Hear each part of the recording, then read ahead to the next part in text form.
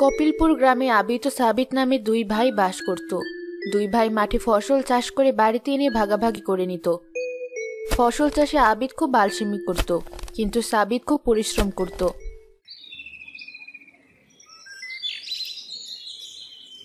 ছোট বৌমা, বড় বৌমা কোথায়? সে কি এখনো ওঠেনি ঘুম থেকে? হ্যাঁ মা, ভাবি তো উঠেছি, সে পুকুর ঘাটে পানি আনতে গেছি। তোমার রান্না কত দূর হলো? এই তো হয়ে এসেছে প্রায়। রান্না শেষ হলে তুলাগুলো রোদে দিয়ে আমাকে একটা নরম নরম বালিশ বানিয়ে দিও তো। আমার বালিশটা বড্ড শক্ত, এখন আর শক্ত বালিশ যেন মাথায় দিতে পারি না, মাথাটা খুব ব্যথা করে। আচ্ছা মা, দিব, একটু পরে আমি তুলোগুলো রোদে দিয়ে দিচ্ছি। গিন্নি, রান্নাটা কি এখনো শেষ হলো না? হ্যাঁ হয়েছে, তুমি একটু বসো, আমি এখনই খাবার আনছি। না গিন্নি, আমার এখন বসার সময় নেই, এসে খাবার খাবো। গরু দুটোকে খেতে দিয়ে গেলাম, তুমি মায়ের কাজে একটু সাহায্য করো। বেশ, খোকাকে ডাক দিয়ে সাথে করে নিয়ে যাও। না, আজ মাঠে বেশ খাটুনির কাজ। পুরো জমিটা ভালোভাবে চাষ দিয়ে তবেই ফসলের বীজ বপন করতে হবে। বাবা, আবিদকে ডাকিসনি? ওকেও ডেকে নিয়ে যা। মা, সেই সকাল থেকে ভাইকে ডাকছি, কিন্তু কিছুতেই উঠছে না। এত ডাকাডাকির থেকে নিজে কাজ করাই ভালো। একার কত পরিশ্রম করবি বাবা? বড় ছেলেটা আমার বেশ অলস, অন্যবার তো একটু হাতে হাতে কাজ করে, কিন্তু এবার সে কিছুতেই যেন কাজ করতে চাইছে না। আচ্ছা, আমি গেলাম মা। বেশি রোদ চড়ে গেলে কাজ করতে বেশ কষ্ট হবে। মা, ও মা! এই তো আমি বাসন মাজছি কলতলায়। মা, বাবা মাঠে চলে গেছে নাকি? হ্যাঁ বাবা, তোর বাবা তো একটু আগেই মাঠে চলে গেছে। আমাকে একটু ডাকতে পারলে না? বাবার সাথে আমিও কাজে যেতাম। তোর বাবাই না করলো। এদিকে আমেনা পুকুর থেকে পানি এনে দেখলো তার সন্তান স্বামী এখনো কেউ ঘুম থেকে ওঠেনি। কি সাংঘাতিক ব্যাপার! এরা বাবা ছেলে আমাকে পেয়েছেটা কি? যেমন বাবা তার তেমন ছেলে, শুধু বসে বসে খাওয়া। কোনো কাজে যদি আমাকে একটু সাহায্য করে। বাড়িতে কোনো বাজার নেই, তবুও আলসেমি করে হাটেই যাচ্ছে না। মা, সকাল সকাল এত বকছো কেন বলো তো? রোজ সকালে উঠে তুমি এমন বক বক শুরু করো। সকাল হয়েছে কখন, সেদিকে তোদের কোনো খেয়াল আছে? খেয়াল যখন হলো তখনই তো উঠে এলাম। কি যে বলো তুমি! পোড়া কপাল আমার, সকালে ঘুম থেকে উঠে বাসি কাজ গুছিয়ে রান্না করতে কতটা সময় লাগে। হাঁস মুরগি গরুগুলো খাবারের জন্য ডাকাডাকি শুরু করবে, তোরা কি পারিস না আমাকে একটু সাহায্য করতে? বাবাকে ডাকলেই তো পারো, রোজ রোজ আমাকে বকাবকি শুরু করবে, আর ভালো লাগে না। নবাবের ছেলে নবাব বের হলো, দাঁড়া, আজ এদের একদিন কি আমার একদিন। আমেনা এক বালতি পানি নিয়ে রেগে মেগে ঘরে ঢুকলো। অলস লোক একটা, পড়ে পড়ে কেমন ঘুমোচ্ছে দেখো। আজ তোমার একদিন কি আমার একদিন। কে কে কে? ধুর গিন্নি, তুমি? সকাল সকাল তোমার কি হলো? কি হলো কি হয়নি তাই বলো। তোমার ভাই সকাল থেকে তোমাকে ডেকে ডেকে না পেয়ে মাঠে চলে গেছি। বাজে কটা? দূর, যে কটা বাজে বাজুক, তাই বলে সকাল সকাল তুমি আমার গায়ে এভাবে পানি দেবে? এখন থেকে রোজ দেব। তাড়াতাড়ি উঠে মাঠে যাও, মাঠ থেকে ফিরে হাট থেকে বাজার নিয়ে এলে তবেই দুপুরের রান্নাটা বসাবো, না হলে আজকে খাওয়া বন্ধ। মাঠে এখন আর যাবো না, মাঠে তো সাবিত গিয়েছে, আবার যাওয়ার আর কি দরকার? আমি বরং একটু পর হাটেই যাব। বাড়িতে রোজ রোজ সকালে এত অশান্তি যে আর ভালো লাগে না। তুই কি একটু কাজে যেতে পারিস না? তুমি যে কি বলো না মা, কাজে যায় না তো কি করি? সংসারটা কি আর এমনি এমনি চলছে? সাবিত সবসময় বেশি পরিশ্রম করে, এত কষ্ট করে তোকে সে ফসলের সমান ভাগ দেয়। তোরও উচিত তার মতো ভালোভাবে পরিশ্রম করা। তুমিও শুরু করলে? আসলে তোমরা কেউ আবার কাজ দেখতেই পাও না। আমরা দুই ভাই তো একই, একজন কাজ করলেই তো হচ্ছে। এভাবে বেশ কিছুদিন পার হলো। সাবিত মাঠে তার ফসলের পেছনে খুব পরিশ্রম করত, আর আবিদ ক্ষেতের আলে বসে সাবিতকে এটা ওটা বুঝিয়ে কাজে ফাঁকি দিত। ভাই, তোর কাজ করা শেষ নাকি? না ভাই, এখনো এই সারগুলো দেওয়া বাকি আছে। ওই পাশটা সার দিতে পারলেই হয়ে যাবে। ফসলগুলো এবার খুব ভালো হয়েছে। তোর সাথে ছিলাম বলে এবার বেশি ফসল ফলেছে খেতে। কাজ না করে বসে বসে আমার সাথে থাকতে যদি বেশি ফসল ফলে, তবে সবসময় তুমি আমার সাথেই থেকো ভাই। তাহলে তুই কাজ কর, আমি বাড়ি গেলাম।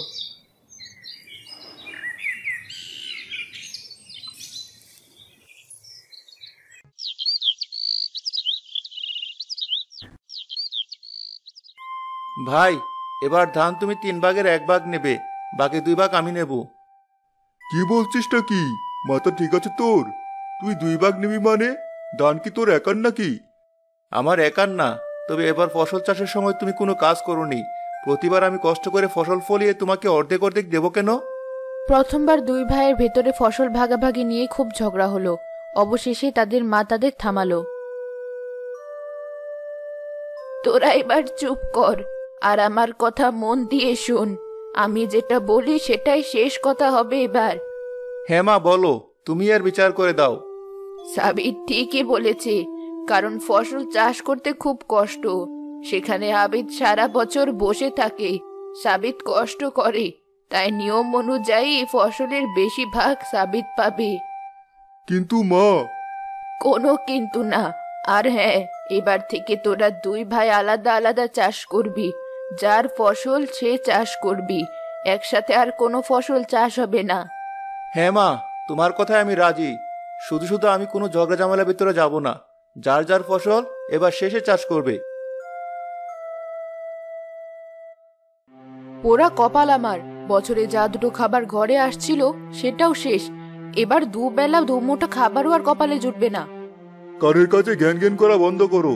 ও আমার সাথে এত বড় অন্যায় করলো, ওকে আমি দেখে নেব।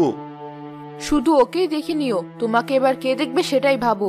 তোমার দ্বারা ওসব চাষবাস হবে না, ওর জোরে কটা ধান পেতে।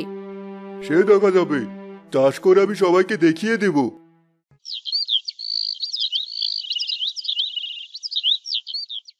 দু ভাই তাদের ক্ষেতটা মাছ থেকে ভাগ করে নিল। সাবিত তার ক্ষেতে চাষ দিয়ে ঘাস বেচে শেষ বিকালে বাড়িতে ফিরে এলো।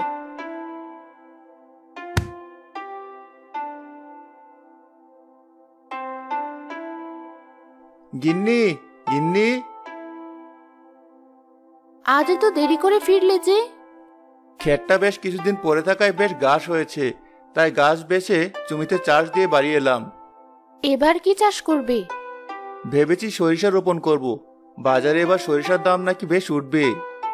তাহলে তো বেশ ভালো হবে। কি চাষ করবে খেতে? এখন আপাতত কিছু চাষ করব না, কদিন পর একেবারে ধান চাষ করব। শুনলে না তোমার ভাইয়ের কথা?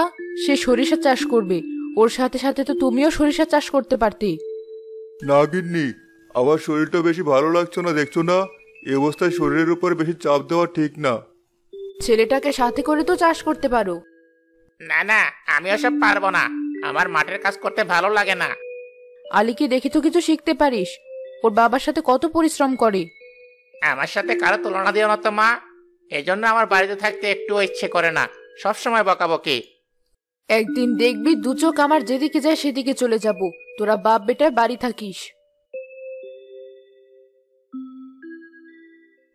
বাবা, আমার মতো একটা বুদ্ধি এসেছে। কি বুদ্ধি বাবা? কাকার ফসল সব আমরা নষ্ট করে দেব, তাহলে সে আমাদের সমান সমান থাকবে। ভালো বুদ্ধি বের করেছিস। আজ না সে ক্ষেত থেকে গাছ বেশি রেখে এসেছে, আমরা সারা ক্ষেতে গাছগুলো আবার ছড়িয়ে দিয়ে আসবো। আজ না হয় গাছ ছড়ালে, তারপর কি করবে? তারপর যখন তার ক্ষেতে সরিষা হবে সব নষ্ট করে দেব। সরিষা বাড়ি পর্যন্ত আনতেই দিব না। বাবা ছেলে সন্ধ্যা হতে সাবিতের খেতে গিয়ে ঘাস সহ নানা রকম ময়লা ছড়িয়ে রেখে আসলো।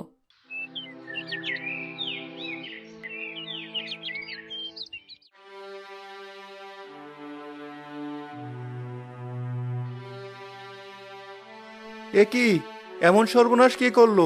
কত কষ্ট করে ঘাস বেচেছিলাম। কেউ মনে হয় আমাদের সাথে হিংসে করেছে। সৃষ্টিকর্তা সহায় হলে কেউ কিছু করতে পারবে না। চলো তাড়াতাড়ি করে গাছগুলো বেছে নেই। তারা দুজন ক্ষেতের সমস্ত ঘাসগুলো বেছে সরিষা বীজ রোপণ করে দিল।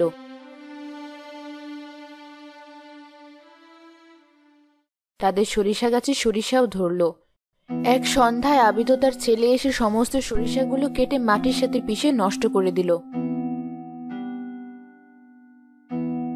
আমাকে ফসল কম দেওয়া, এবার দেখ কেমন লাগে, তোর কষ্টের ফসল নষ্ট করেছি। বাবা, তাড়াতাড়ি বাড়িতে চলো, না হলে কেউ দেখে ফেলে সর্বনাশ হয়ে যাবে। কেউ দেখবে না, আজ আমার খুশির দিন, কাল সকালে জমবে আসল খেলা।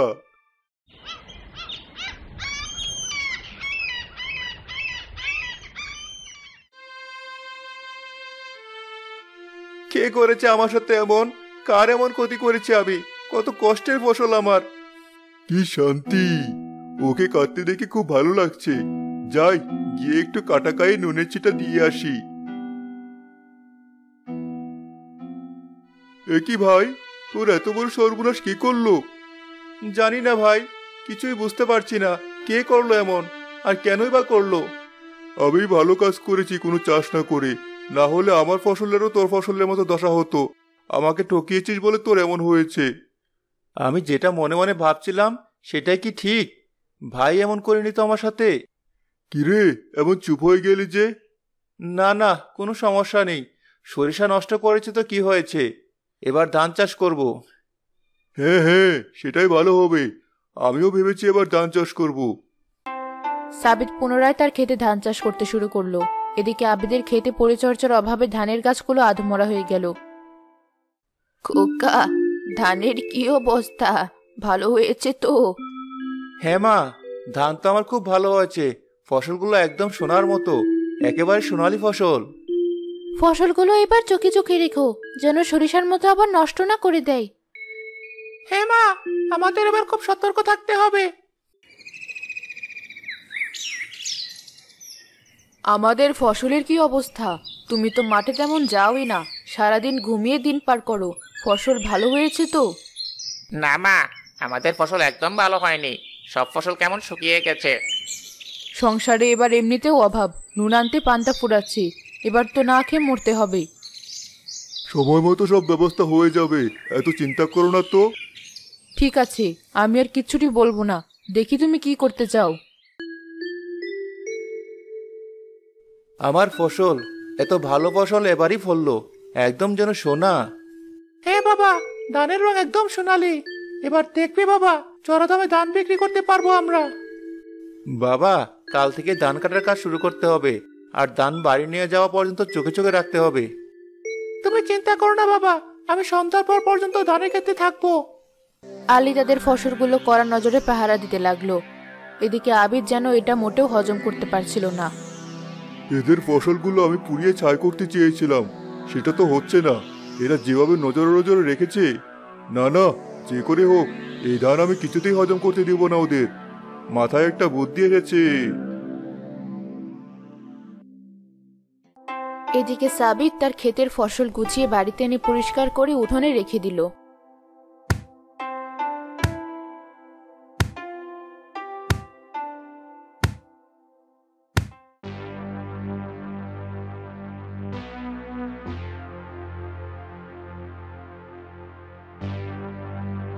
বাবা, আরেকবার ভাবো, কাজটা কি আমরা ঠিক করছি?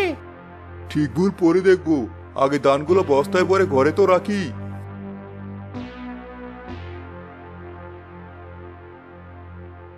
বাবা, আরে তাড়াতাড়ি কাজ কর, সাপের মতো ফিসফিস করছিস কেন? বাবা, দাদিমা।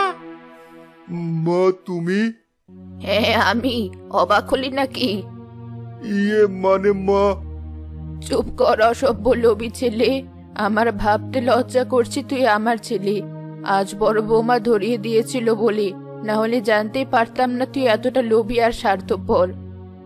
আমি কাল সকালেই এ বাড়ি থেকে চলে যাব মা, এমন খারাপ মানুষের সাথে আর এক মুহূর্তও না। ভাই, তুই আমাকে ক্ষমা করে দে, আমি তোর সাথে অনেক অন্যায় করেছি, ভুল হয়েছে আমার। আমি সব জানি ভাই, আমার সরিষাগুলো তুমিই নষ্ট করেছিলে। ভুল হয়েছে ভাই আমার, খুব ভুল হয়েছে। হিংসায় আমি অন্ধ হয়ে গিয়েছিলাম, ক্ষমা কর ভাই আমার। আসলে ভাই, তোমার সাথে আমি কখনো এমন করতাম না। তুমি অলস, কাজ করতে চাও না, তাই মা আমাকে শিখিয়ে দিয়েছিল আমি যেন ফসলের ভাগ বেশি চাই। এতে রাগ করে পরবর্তীতে তুমি আলসেমি না করে পরিশ্রমী হও। কিন্তু কিন্তু পরিশ্রমের বদলে আমি আরো বেশি অলস আর খারাপ হয়ে গেলাম। মা, ক্ষমা করো আমাকে। আমি আর কখনো এমন করব না। আমি এবার থেকে খুব পরিশ্রম করব, এমন সোনালী ফসল আমিও চাষ করব। ঠিক আছে, আমি তো আমার ছেলেকে এমনই দেখতে চেয়েছিলাম।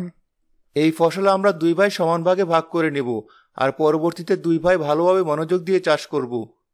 আমিও এখন থেকে তোমাদের সাহায্য করব বাবা, আর আলসেমি করব না।